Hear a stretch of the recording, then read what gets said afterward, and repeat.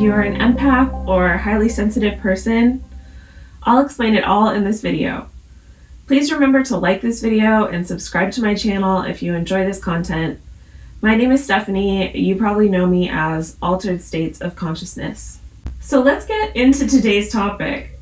An empath is someone who is highly sensitive to their emotional environment and uses this sensitivity to navigate the world around them. Dr. Orloff, author of the Empath Survival Guide, describes them as follows. Empaths are highly sensitive, finely tuned instruments when it comes to emotions. They feel everything, sometimes to an extreme, and are less apt to intellectualize feelings.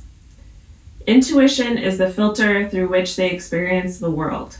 Empaths are naturally giving, spiritually attuned, and good listeners. She describes empaths as those who absorb the world's joys and stresses like emotional sponges. She suggests empaths lack the filters most people use to protect themselves from excessive stimulation and can't help but take in surrounding emotions and energies, whether they're good, bad, or something in between. Kim Eagle, a San Diego-based therapist, expands this further. Empaths have a higher sensitivity to outside stimuli such as sounds, big personalities, and hectic environments. They bring a lot of heart and care to the world and feel things very deeply. I would guess that around 15% of the population are empathic, the big question being whether or not they know it. I would say about 85% of people have no idea what an empath is. I would suspect that a lot of people who are empathic just think they are introverted, shy, or highly sensitive. However, in my experience, most people do actually use empathy to connect with and understand others. They just shut themselves down to it and lack awareness of it. So if you've ever wondered if you're an empath, let's go over some traits. The first being you have a lot of empathy. The term empath comes from empathy, which is the ability to understand the experiences and feelings of others outside of your own perspective. Say your friend just lost their dog of 15 years. Empathy is what allows you to understand the level of pain she's going through, even if you've never lost a beloved pet yourself. But as an empath, you take things a step further.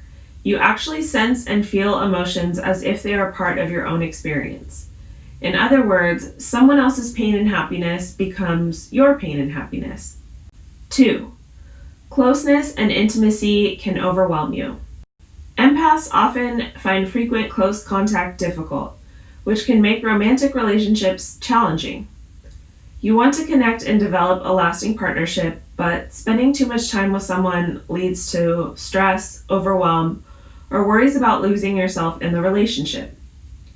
You might also notice sensory overload or a frayed nerves feeling from too much talking or touching. But when you try to express your need for time alone, you absorb your partner's hurt feelings and feel even more distressed. But setting healthy, clear boundaries can help reduce distress. You must know how to preserve yourself so you don't get your energy and emotional reserves swallowed up. 3. You have good intuition. Ever felt like you have a strong gut reaction to things that feel a bit off? Maybe you pick up on dishonesty easily, or just know when something seems like a good or bad idea. This may be your empath trait at work. Empaths tend to be able to pick up on subtle cues that provide insight on the thoughts of others. An empath's intuition often tells them whether someone is being truthful or not. As an empath, you might put a lot of faith in your instincts when making decisions. Although others might consider you impulsive, you're actually trusting your intuition to guide you to the choice that feels right for you. 4. You take comfort in nature. Anyone can benefit from spending time in natural settings, but empaths may feel even more drawn to nature and remote areas. Since natural environments provide a calming space to rest from overwhelming sensations, sounds, and emotions. You might feel completely at peace when hiking alone in a sunlit forest or watching waves crash against the shore. Even a quiet walk through a garden or an hour sitting under trees may lift your spirits, soothe overstimulation, and help you relax. 5. You don't do well in crowded spaces. Empaths can absorb positive and negative energy just by being in someone's presence. In crowded or busy places, this sensitivity may seem magnified to the point of being almost unbearable. Empaths can be easily overwhelmed by feeling everything more intensely. If you can easily sense how others feel, you'll likely have a hard time handling the emotional noise from a crowd or even a smaller group of people for an extended period of time. When you're picking up on negative emotions, energy, or even physical distress from people around you, you might become overwhelmed or physically unwell. As a result, you may feel most comfortable on your own or in the company of just a few people at a time. 6. You have a hard time not caring. An empath doesn't just feel for someone, they feel with someone. Taking others' emotions so deeply can make you want to do something about them. Empaths want to help, but this isn't always possible, which can disappoint an empath. You might find it difficult to watch someone struggle and act on your natural inclination to help ease their distress, even if that means absorbing it yourself. Caring about the suffering of others isn't a bad thing, but your concern for another's difficulties can overshadow your care for yourself. This can factor into compassion fatigue and burnout, so it's essential to save some energy for yourself. 7. People tend to tell you their problems. Sensitive, empathetic people tend to be fantastic listeners. Your loved ones may feel comforted by your support and reach out to you first whenever they experience difficulty. Caring deeply can make it hard to tell people when you approach the point of overwhelm, but it's important to find a balance. Without boundaries, unchecked kindness and sensitivity can pave the way for emotion dumps that may be too much for you to handle all at once. Empaths may also be more vulnerable to manipulation or toxic behaviors.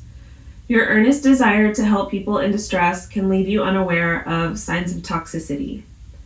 You may have a deeper understanding of the pain fueling their behavior and want to offer support, but it's important to remember you can't do much for someone who isn't ready to change.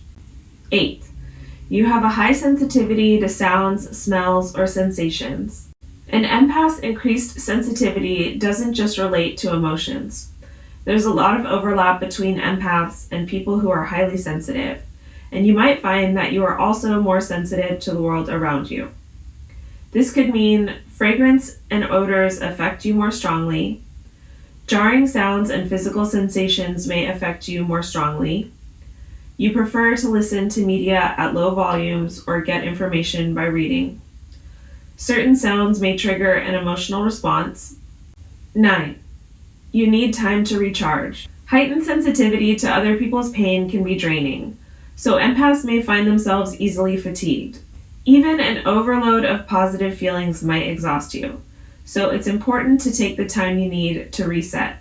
If you can't escape overwhelming emotions and rest your senses, you're more likely to experience burnout, which can have a negative impact on well-being. Needing time alone doesn't necessarily mean you're an introvert. Empaths can also be extroverts, or fall anywhere on the spectrum.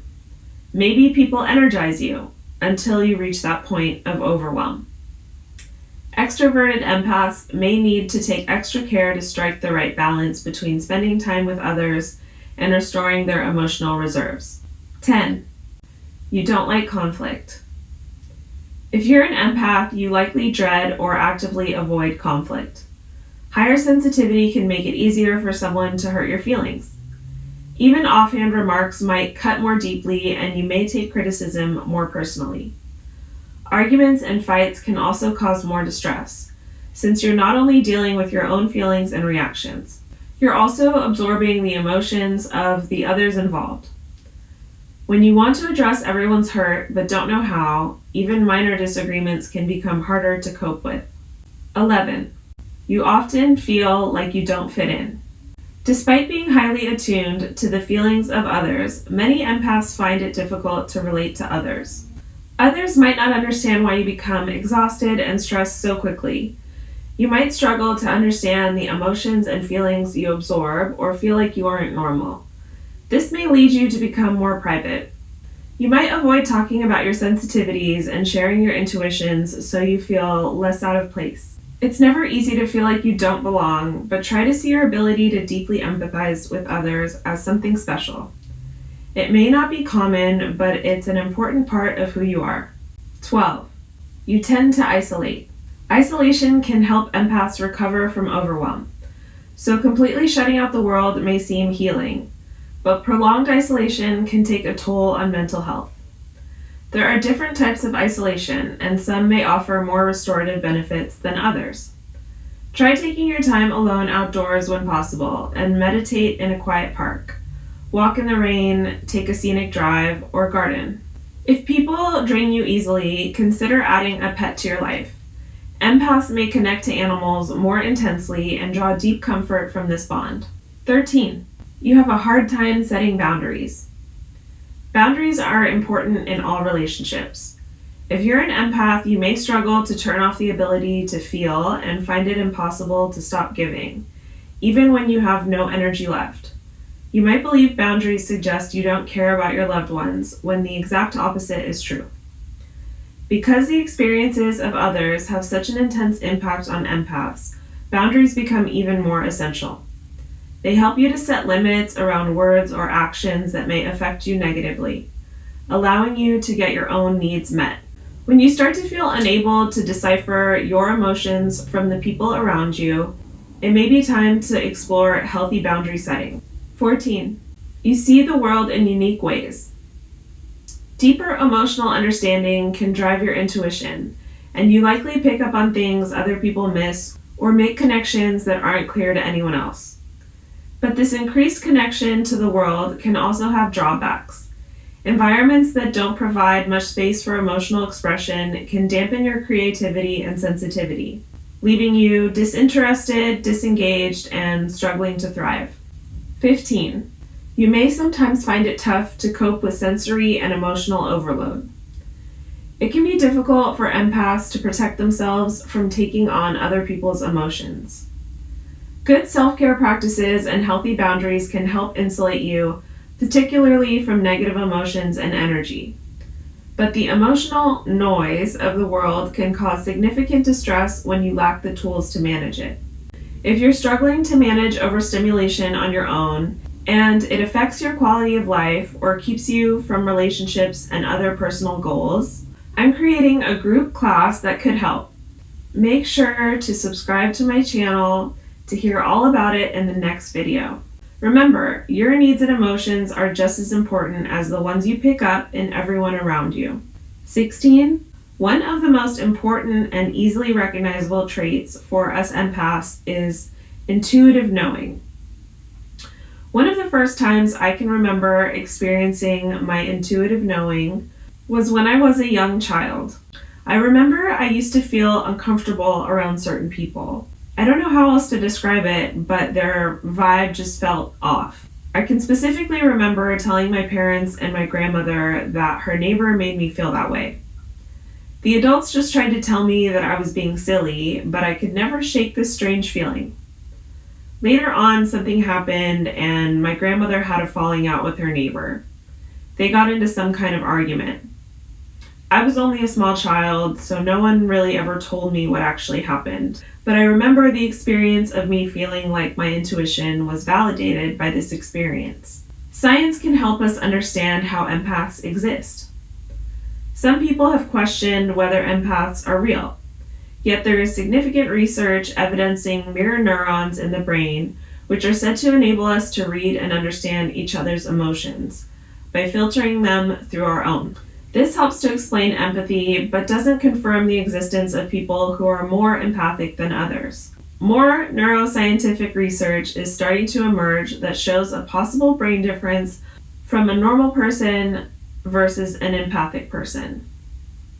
Psychologist Abigail Marsh found that empaths reacted much more significantly to fear expression in images compared to a control group.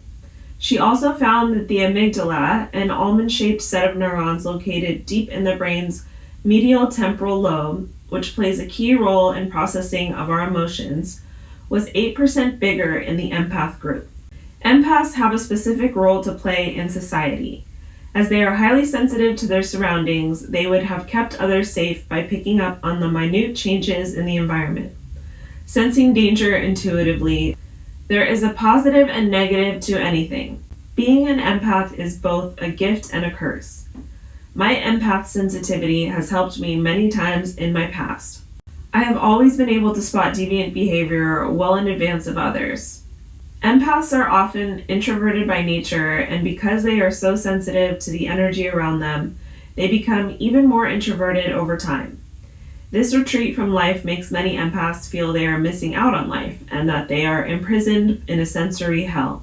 My personal ability to take on energy has caused a chronic illness to manifest in my life. I have developed chronic migraines. I have ways to cope with my illness, but this means that I cannot live life as I used to. I must rest a lot and take breaks when I am working, and I need quiet time all to myself to feel like I am able to recharge. My empathic nature, along with my upbringing, has caused people-pleasing and codependent characteristics within me. I have to counteract these strong anxiety-provoking feelings with strong boundaries and a lot of self-care and shadow work. Overstimulation drains empaths until they are overloaded and eventually become depressed or ill. Though there is a spectrum of sensitivity that exists in human beings, empaths are emotional sponges who absorb both the stress and joy of the world. We feel everything, often up to an extreme, and have little guard up between others and ourselves. As a result, we are often overwhelmed by excessive stimulation and are prone to exhaustion and sensory overload. I was always told I was too sensitive, and I felt ashamed and different because of it. However, I found research that explains this through the concept of thin boundary people. In his own research on thin boundary people, Tufts' Ernest Hartman has found a strong link to creativity. Of hundreds of student artists and musicians he has studied, nearly all test positive on his thin boundary questionnaire. They scored very high for picking up excessive sensory information in their environment. Reported in the Journal of Personality and Social Psychology, found that the brains of creative people appear to be far more open to incoming stimuli than those of the non-creative. During a simple task, they experience little latent inhibition, meaning they do not screen out irrelevant data from consciousness, and more of their brains are highly activated from moment to moment. Next week, I'll have another video about how to empower yourself as an empath. Don't forget to check out my online shadow work course, linked in the description, for the complete guide to do shadow work and become a master of yourself. Thanks so much for watching. Make sure to hit that like button if you enjoyed this video and subscribe to my channel. I'll be showing you all more about empaths in the future. And please share this video with a friend. Maybe someone who is curious if they are an empath. See you all next time.